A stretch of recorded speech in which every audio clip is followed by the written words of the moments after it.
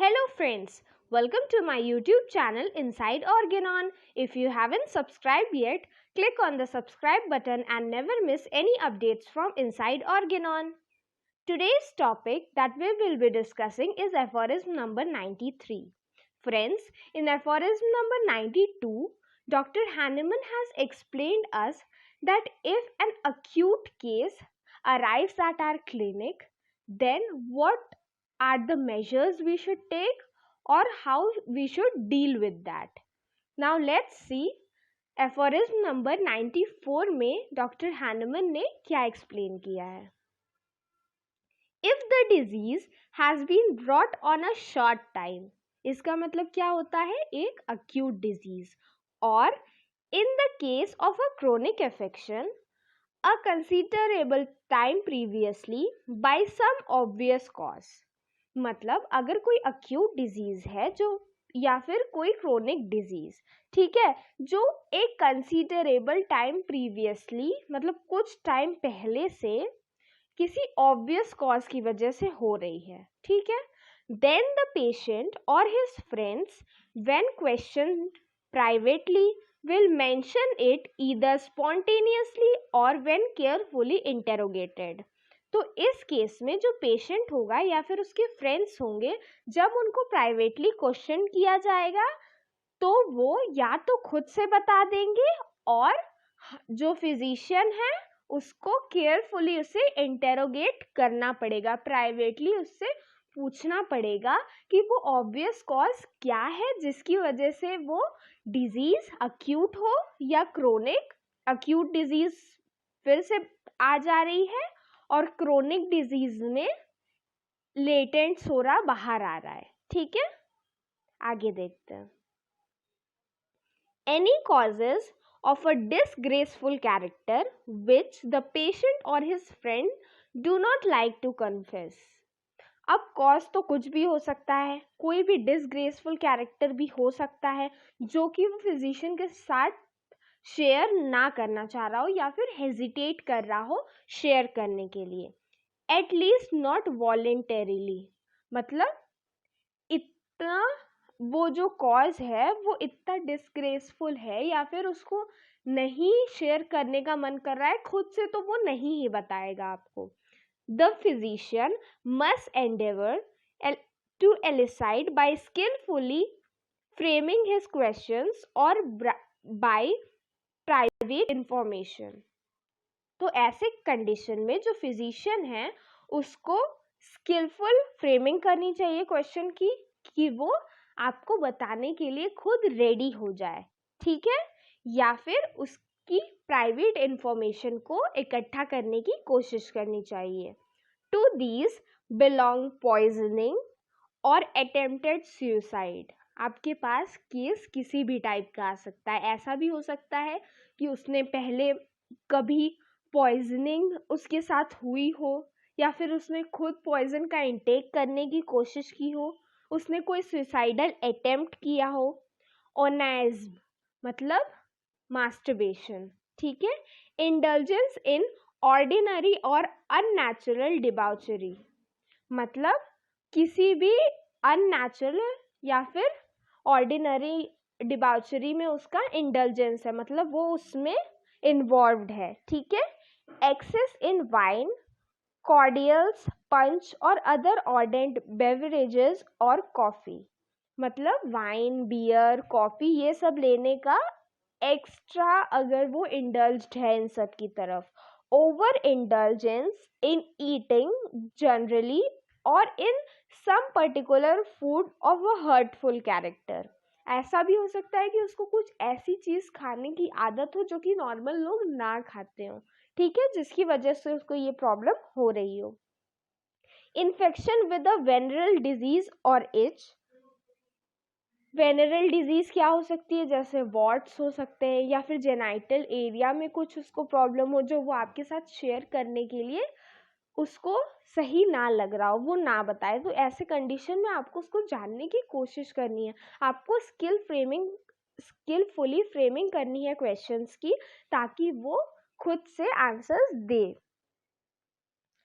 Unfortunate love ऐसा भी हो सकता है टीनेजर्स के अगर आपका कोई केस आ रहा है तो ऐसा हो सकता है कि उनमें अनफॉर्चुनेट या फिर डिसअपॉइंटेड लव या फिर jealousy, domestic infelicity, worry, grief और account of some family misfortune, ऐसे भी हो सकता है कि उसकी फैमिली में कोई मिसफॉर्च्यून, कोई प्रॉब्लम हो, उसके घर पर किसी की डेथ हो गई हो, या कभी कभी ऐसा हो सकता है कि एक लोगों की डेथ हुई फिर उसके बाद दोबारा फिर उसके शौक से किसी और की डेथ हो गई, जिसकी वजह से फैमिली का जो वातावरण है वो बिल्कुल मतलब अच्छा नहीं है, एक सराउंडिंग अच्छी नहीं उसको मिल रही है, जिसकी वजह से उसकी डिजीज बाहर आ रही है। ठीक है। ill uses, bile revenge, injured pride, embarrassment of a pecuniary nature, superstitious fear, hungry, or an imperfection in the private parts। या तो उसको किसी बात का फियर है, ठीक है, वो किसी बात से एम्बैरस है, वो किसी से बदला लेना चाहता है, उसके अंदर रिवेंज की टेंडेंसी है, जिसकी वजह से भी उसको प्रॉब्लम हो रही है। सुपरस्टिशियस फियर, उसको भूत इन सब चीज़ों से डर लगता है, ठीक है, सुपरस्टिशियस चीज़ों में वो विश्वास रखता है। हंग्री और an imperfection in private parts, ये तो मैंने आपको पहले ही बताया कि उसकी जेनाइटल्स में, उसके प्राइवेट पार्ट्स में कोई इम्परफेक्शन है, कोई प्रॉब्लम है जो वो आपके साथ अच्छे से शेयर नहीं कर पा रहा है। ठीक है।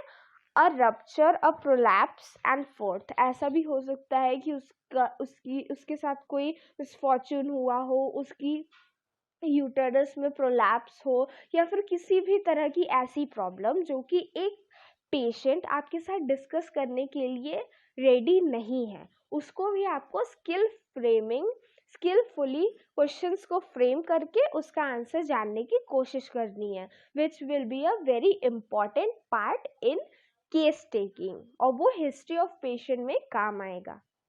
तो ये था एफोरिज्म नंबर 93। अब हम देखते हैं एफोरिज्म नंबर 94। तो एफोरिज्म नंबर 93 में हमने वो सारी प्राइवेट इंफॉर्मेशन इकट्ठा करने की कोशिश की जो कि एक पेशेंट बताने के लिए रेडी नहीं था। अब हम देखते हैं कि डॉक्टर हैनेमन ने एफोरिज्म नंबर 94 की हेल्प से हमें क्या समझाने की कोशिश की है। While inquiring into a state of chronic disease, the particular circumstance of the patient with regard to his ordinary occupation, देखिए ऐसा भी हो सकता है कि कोई क्रोनिक अफेक्शन है या फिर क्रोनिक डिजीज है। तो क्रोनिक डिजीज क्या होती है? ऐसी डिजीज जो बहुत दिन से चली आ रही हो। अब जब बहुत दिन से चली आ रही है तो उसका जो कॉज है वो भी उस पेशेंट के साथ दिन रात प्रेजेंट होगा, ठीक है, जो कि उस डिजीज को खत्म नहीं होने दे रहा है और हमेशा मेंटेन किया हुआ है, कोई एक मेंटेनिंग कॉज जरूर होगा। अब वो मेंटेनिंग कॉज ऐसा भी हो सकता है कि उसके ऑक्यूपेशन में हो।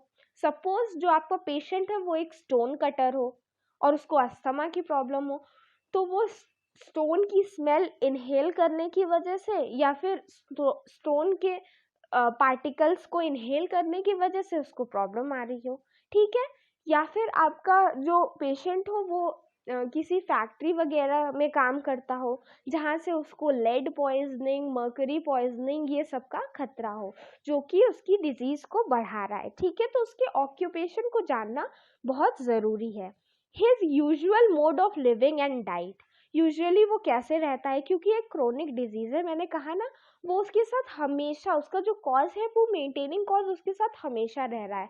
तो ऑक्यूपेशन एक बहुत इंपॉर्टेंट फैक्टर इसलिए भी है क्योंकि इंसान जो होता है, कोई भी आपका पेशेंट जो है वो घर से बाहर सबसे ज़्यादा टाइम अपने ऑक्यूपेशन पे ही बिताता है, ठीक है। ऑक्यूपेशन इन द सेंस उसके ऑफिस पे या फिर जहाँ पर भी वो काम करता है, तो वहाँ के किसी भी सराउंडिंग में प्रॉब्लम होने का इफेक्ट उसकी बॉडी पे ज़रूर आएगा, इसलिए उसके ऑक्यूपेशन जानना बहुत ज़रूरी है। उसी तरह उसके घर पे वो कैसे रह रहा है, क्योंकि ऑक्यूपेशन और घर वो दो जगह रह रहा है ज़्यादातर, ठीक है। तो उसकी मोड ऑफ लिविंग क्या है, वो कैसे रहता है, उसकी डाइट क्या है, वो प्रॉपर डाइट ले रहा है कि नहीं ले रहा है, जितने भी रिक्वायर्ड विटामिन्स, प्रोटीन्स एक्सेट्रा जो भी रिक्वायर्ड है वो सारे वाइटल न्यूट्रिएंट्स जो है वो उसके फूड में प्रेजेंट है या नहीं है, हिज डोमेस्टिक सिचुएशन, उसके घर की क्या सिचुएशन है, ठीक है, and so fourth, must be well considered and scrutinised. उन सबको अच्छे से कंसिडर करना और उसके ऊपर सोचना बहुत ज़रूरी है, ठीक है, उसको समझना, उसको सोचना, ठीक है, उसको ये सब बहुत इम्पॉर्टेंट है। To ascertain what there is in them that may tend to produce or maintain disease। अब हमें उसमें देखना है कि इसमें क्या ऐसी चीज प्रेजेंट है जो डिजीज को, जो क्रोनिक डिजीज है उसको प्रोड्यूस कर रही है या फिर उसको मेंटेन कर रही है, ठीक है, in order that bye there removal the recovery में बी प्रॉम्प्टेड, जिसके बाद उसके रिमूवल से जो रिकवरी है वो प्रॉम्प्ट हो जा रही है, या फिर जिसके रिमूवल से जो रिकवरी है वो हो जा रही है, ठीक है, in order that by the removal the recovery में बी प्रॉम्प्टेड और गेन्ड, हम रिकवरी पा सकते हैं। फ्रेंड्स, यहाँ पे एफोरिज्म नंबर 1 यहाँ पे देखिए प्रॉम्प्टेड के ऊपर मार्क्ड है, तो चलिए हम इसके फुटनोट 1 देखते हैं एफोरिज्म नंबर 94 का। In chronic diseases of females, जो क्रोनिक डिजीज होती है फीमेल्स की, it is necessary to pay attention to pregnancy. Females में जो प्रेगनेंसी का टाइम होता है ये बहुत एक इम्पॉर्टेंट और बहुत अननेचुरल, मतलब ये टाइम ऐसा होता है कि अगर किसी की फर्स्ट प्रेगनेंसी है तो वो उसके लिए बहुत ऐसे चेंजेस आते हैं जो कि नॉर्मल नहीं है, नॉट अननेचुरल, अब नॉर्मल, या फिर ऐसे चेंजेस आते हैं जो उसके नॉर्मल शेड्यूल से बिल्कुल अलग होते हैं। तो उसकी प्रेगनेंसी, उसकी स्टरलिटी, वो स्टेराइल है या फिर फर्टाइल है, ये जानना, उसकी सेक्सुअल डिज़ायर जानना, अकाउचमेंट्स या फिर मिस कैरेज, सपोज एक फीमेल पेशेंट आपके पास आई है, उसका मिस कैरेज हो गया है, तो आपको उसकी हिस्ट्री में ड्यूरिंग केस टेकिंग ये पता होना चाहिए, इसीलिए हम उसमें नोट डाउन करते हैं कि उसके कितने चाइल्ड हैं, कितने चिल्ड्रन हैं उसके, और कितने अलाइव हैं, कोई मिसकैरेज हुआ है या नहीं हुआ, अबॉर्शन हुआ है या नहीं हुआ है, ये सब नोट करना बहुत इम्पॉर्टेंट होता है। Suckling and the state of menstrual discharge, menstrual discharge या फिर मेंसेस का जो स्टेट होता है फीमेल के कंडीशन में वो बहुत इंपॉर्टेंट होता है। मोस्ट ऑफ द टाइम ये जो मेंसेस है ये वाला पार्ट नेग्लेक्ट कर दिया जाता है, या फिर जो फीमेल्स है ये इसके बारे में बताने में आराम फील नहीं करती हैं या फिर रेडी नहीं होती है, वो हेजिटेट करती हैं उसको बताने में, लेकिन इसके बारे में जानना इक्वली इम्पॉर्टेंट है, या फिर और सारे के कंपैरिजन में ये मोस्ट इम्पॉर्टेंट है, क्योंकि ये एक मंथली प्रोसेस है, ठीक है। With respect to more particularly, मतलब लास्ट नेम्ड क्या है, मेंस्ट्रुअल डिस्चार्ज, तो इसके बारे में क्या लिखा है, with respect to the last named more particularly we should not neglect to ascertain if it recurs at too short interval, हमें इसको बिल्कुल भी नेग्लेक्ट नहीं करना चाहिए और उसके बारे में पूरी इंफॉर्मेशन पता करनी चाहिए कि उसका जो मेंसेस है, उसका मेंस्ट्रुअल डिस्चार्ज है वो नॉर्मल है या नहीं है, वो हर मंथ में रेगुलरली अगर हो रहा है कि नहीं हो रहा है, और उससे रिलेटेड डिटेल में सारी चीज़ें, वो सारी चीज़ें क्या है हम आगे देखते हैं। देखिए इसमें लिखा है if it recurs at too short interval, ऐसा तो नहीं है कि वो बहुत शॉर्ट इंटरवल में या महीने में एक बार नहीं 2 बार 3 बार ऐसे मेंस्ट्रुअल फ्लो आ जा रहा है, और it is delayed beyond the proper time, it is not always necessary कि जो मेंस्ट्रुअल डिस्चार्ज है वो हमेशा टाइम पे आए, कभी कभी ऐसा होता है कि पीरियड स्किप हो जाते हैं 1 मंथ 2 मंथ, तो ये जानना बहुत ज़रूरी है कि कहीं उसका जो मेंसेस है वो डिलेड है या नहीं है। How many days it last, जो मेंसेस का फ्लो का टाइम है वो जानना बहुत ज़रूरी है कि उसका फ्लो कितने दिन रहता है, ठीक है। Whether it's flow is continuous और इंटरप्टेड, ऐसा तो फ्लो नहीं है कि first day first day flow है, सेकेंड डे नहीं है, बहुत कम है, थर्ड डे बहुत ज़्यादा हो जा रहा है, या फिर वो नॉर्मल जैसा फ्लो होना चाहिए वैसा ही है, ठीक है, कॉन्टिन्यूअस है या फिर इंटरप्टेड है, ये जानना ज़रूरी होता है। व्हाट इट्स जनरल क्वालिटी, इसकी जो जनरल क्वालिटी है वो क्या है। अब जनरल क्वालिटी फ्लो की क्या है हो सकती है, उसमें जो ब्लड आ रहा है वो क्लॉट की फॉर्म में आ रहा है या फिर जो ब्लड आ रहा है वो बिल्कुल फ्लोइंग फॉर्म में आ रहा है, ठीक है। देखिए आगे यहाँ पे लिखा है how dark is its colour, जो मेंसेस है, जो डिस्चार्ज है उसका कलर क्या है, ठीक है, डार्क है या फिर वो रेडिश कलर का है। Whether there is leucorrhoea before its appearance और आफ्टर इट्स टर्मिनेशन। ल्यूकोरिया क्या होता है, वाइट कलर का डिस्चार्ज होता है फीमेल जेनिटेलिया से, तो वो ल्यूकोरिया के बारे में पूछा गया है कि क्या वो पहले अकर होता है मेंसेस के या फिर उसकी टर्मिनेशन मतलब एंड होने के बाद अकर होता है, ठीक है। आगे क्या लिखा है, but specially by what bodily और मेंटल एलिमेंट्स, और स्पेशली क्या उसको मेंटल एलिमेंट्स, उसके मतलब उसके बॉडी पे या फिर उसके माइंड पे उसके क्या वो कॉजेज आ रहे हैं, ठीक है। व्हाट सेंसेशंस एंड पेन, उसको कैसे सेंसेशन होते हैं, क्या उसकी बॉडी में पेन होता है, क्या उसकी लेग्स में पेन होता है, उसको अब्डोमिनल क्रैम्प्स आते हैं, पीरियड्स के क्रैम्प्स आते हैं, ठीक है। preceded, accompanied or followed if there is leukorrhea, अगर ल्यूकोरिया है तो वो ल्यूकोरिया के पहले होता है, मेंसेस के साथ भी ल्यूकोरिया होती है या फिर ल्यूकोरिया को फॉलो करता है मेंसेस, ठीक है। What is it's nature, what sensation attend it's flow, जो वही मैंने बोला उसका नेचर क्या है, वो डार्क है, लाइट है, किस टाइप का है, और उसका जो सेंसेशन है वो कैसा है, ठीक है।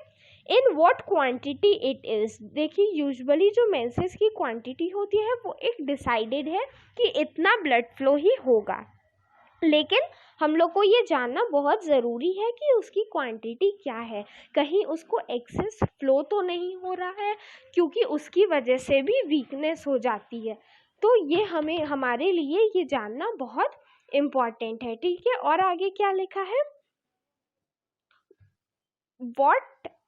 what are the conditions and occasions under which it occurs, वो कौन सी conditions हैं और occasions हैं जिसमें ये फ्लो अकर करता है। मतलब ऐसा भी हो सकता है कि जो फीमेल है वो कभी भी स्ट्रेस लेती है तो उसके साथ उसको मेंसेस पीरियड्स का फ्लो आ जाता है, या फिर क्या ऐसी प्रॉब्लम होती है जिसकी वजह से उसको फ्लो आ जाता है या फिर अब नॉर्मल फ्लो आ जाता है, ठीक है, मेंसेस का, तो ये भी हमें जानना बहुत ज़रूरी है। सो फ्रेंड्स, हमने एफोरिज्म नंबर 93 में देखा कि जो भी प्राइवेट इन्फॉर्मेशन है, जो भी ऐसी इन्फॉर्मेशन है जिसके बारे में जो हेजिटेट कर रहा है हमारा पेशेंट बताने में, हम उसको कैसे जानेंगे। और फिर हमने एफोरिज्म नंबर 94 में देखा कि जो हमारे पास फीमेल आती है या फिर कोई भी क्रोनिक डिजीज़ का पेशेंट आता है तो हमें उसके ऑक्यूपेशन से लेकर उसकी लाइफस्टाइल, उसके बॉडी के जो फंक्शंस हैं, इन सबको जानना बहुत ज़रूरी है। So friends, I tried hard explaining you properly, I hope I have made everyone understand. मैंने पूरी कोशिश की थी आपको अच्छे से एक्सप्लेन करने की। आई होप सबको एफोरिज्म नंबर 93 एंड 94 अच्छे से समझ में आया हो। तो अगर आपको ये एफोरिज्म समझ में आया हो तो मेरे इस वीडियो को लाइक करना और मेरे चैनल को सब्सक्राइब करना मत भूलिएगा। Thank you.